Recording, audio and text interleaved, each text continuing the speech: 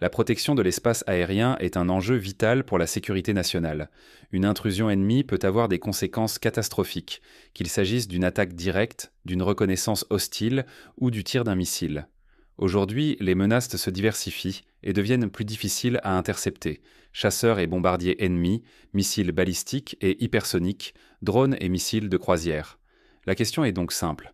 La France a-t-elle les moyens de protéger efficacement son ciel face à ces dangers ? Au cœur de cette mission se trouve le commandement de la défense aérienne et des opérations aériennes, CDAOA, basé à Lyon-Montverdun. Ce centre névralgique supervise en permanence l'espace aérien français. Il coordonne les moyens de surveillance et de défense, déclenche les interceptions en cas de menace et protège les infrastructures sensibles comme les centrales nucléaires, les bases militaires ou les grandes villes. Pour accomplir cette mission, environ 3500 personnes travaillent au sein du CDAOA, qu'il s'agisse d'opérateurs radars, de contrôleurs aériens ou de pilotes en alerte. Grâce à un réseau de radars solaires et de capteurs intégrés, la couverture du territoire est assurée en permanence. La France, bien que plus petite que d'autres puissances comme les États-Unis, a optimisé son dispositif pour garantir une surveillance efficace adaptée à sa taille et à ses besoins stratégiques. Le premier élément clé de cette défense est le réseau de radars solaires. Parmi eux, le GM400 de Thales, un radar longue portée capable de détecter des aéronefs jusqu'à 500 km de distance, et le radar Cobra, spécialisé dans l'identification des tirs de roquettes et de missiles. La France s'appuie également sur une coopération entre les radars militaires et ceux de l'aviation civile, permettant d'avoir une image plus complète du trafic aérien. Toutefois, malgré cette densité de surveillance, certaines zones, notamment en basse altitude ou dans les reliefs montagneux, restent plus difficiles à contrôler. Pour pallier ces limites, la France dispose d'une flotte d'AWACS, des avions radars capables de surveiller un périmètre de 400 km autour d'eux. Ces E-3F Sentry jouent un rôle crucial, non seulement pour détecter des appareils furtifs ou volants à basse altitude, mais aussi pour coordonner les interceptions des avions de chasse. Cependant, avec seulement 4 appareils en service, leur disponibilité reste un défi, et la France s'appuie souvent sur ses alliés de l'OTAN pour une couverture plus large. Enfin, l'espace joue un rôle croissant dans la défense aérienne.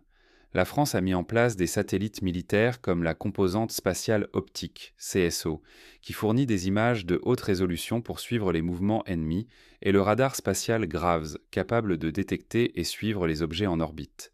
Ces outils permettent d'anticiper les menaces venues du ciel, mais leur nombre reste limité face aux capacités des grandes puissances militaires. Grâce à ce réseau combinant radars terrestres, avions radars et satellites, la France a construit un système de surveillance aérienne performant, capable de détecter rapidement toute menace potentielle. Mais surveiller ne suffit pas. Encore faut-il pouvoir réagir et neutraliser un danger en cas d'attaque. C'est ce que nous verrons dans la seconde partie, en explorant les systèmes de défense anti-aérienne, le rôle des avions de chasse et les défis futurs posés par les missiles hypersoniques et les drones autonomes. Surveiller l'espace aérien est une chose, mais être capable de réagir efficacement à une menace en est une autre. La France s'appuie sur plusieurs couches de défense pour intercepter et neutraliser les intrusions, allant des missiles solaires aux avions de chasse. La première ligne de défense repose sur les systèmes solaires. Le plus puissant d'entre eux est le SAMP-T Mamba, un système de missiles conçu pour intercepter aussi bien des avions ennemis que des missiles de croisière ou des drones. Comparable au Patriot américain, il peut frapper une cible à plus de 100 km de distance et constitue l'épine dorsale de la défense anti-aérienne française. En 2025, la France dispose de 8 batteries de SAMP-T et un programme est en cours pour moderniser et augmenter leur nombre avec la version SAMP-TNG. D'ici 2030, la France prévoit de porter ce nombre à 12 unités. Pour la défense rapprochée, d'autres systèmes complètent ce dispositif. Le Crotale NG, autrefois utilisé pour intercepter des missiles et des avions à basse altitude, est en cours de retrait au profit du Mistral 3, un missile portable utilisé par l'infanterie et monté sur des véhicules pour défendre des sites sensibles comme les bases militaires et les infrastructures critiques. Plusieurs centaines de ces missiles sont en service et permettent une réponse rapide aux menaces de proximité. Mais la force principale de la défense aérienne française repose sur ces avions de chasse, capables d'intervenir en un temps record. Le Rafale, fleuron de l'aviation militaire française, est l'intercepteur principal. Avec environ 180 appareils en 2025, il est conçu pour des missions polyvalentes, allant de la défense aérienne à l'attaque au sol.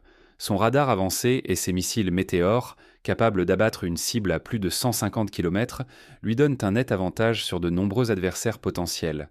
À ses côtés, le Mirage 2005 reste encore en service pour certaines missions spécifiques, bien que son rôle diminue progressivement au profit du Rafale. En cas d'alerte, un Rafale peut décoller en moins de 5 minutes, garantissant une capacité de réaction immédiate face à une intrusion aérienne. Si ces moyens permettent de contrer les menaces actuelles, les défis de demain sont d'une toute autre ampleur.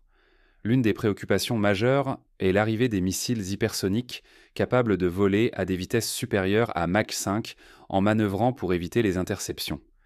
Des armes comme l'avant-garde russe ou le DF-17 chinois sont extrêmement difficiles à stopper avec les systèmes actuels. Pour y faire face, la France travaille sur des solutions combinant radars avancés, intercepteurs plus rapides et technologies de guerre électronique. Un autre défi majeur est l'essor des drones et des missiles de croisière, de plus en plus utilisés dans les conflits modernes. Pour contrer ces menaces, la France développe des lasers anti-drones et des systèmes de brouillage électronique capables de désactiver un drone avant qu'il ne frappe sa cible. De plus, un projet européen de bouclier antimissile est en discussion, notamment en coopération avec l'Allemagne, afin de renforcer la protection du continent contre les menaces balistiques et aériennes. Enfin, le futur de la défense aérienne française repose en grande partie sur le SCAF, système de combat aérien du futur, qui remplacera progressivement le Rafale. Ce programme ambitieux intégrera de l'intelligence artificielle, des drones de combat et des capteurs avancés pour améliorer la surveillance et la protection du ciel français. Ainsi, la France dispose aujourd'hui d'un système de défense aérienne solide, combinant radars, satellites, chasseurs et missiles solaires.